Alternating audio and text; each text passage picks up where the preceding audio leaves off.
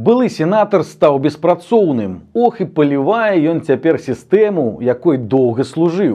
Андрэй Шышкін узначальваў газету Мазырскага нафтаперапрацоўчага завода і быў членам Савета Рэспублікі пад крылом Наталлі Качанавай. Ён прыйшоў туды, дарэчы, на месца жанчыны, якую судзілі за рэпосты.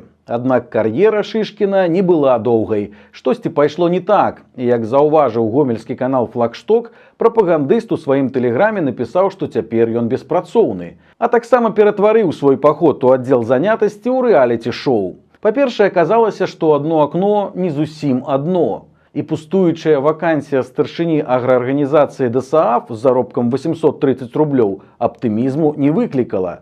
Не захацеў ён і месца трактарыста за 850 рублёў і прадаўца ў еўраопце за 1000. На якой з гэтых пасад, на ваш погляд, я магу найбольш поўна выкарыстоўваць свой 30-гадовы досвед працы ў журналістыцы, досвед працы ў парламенце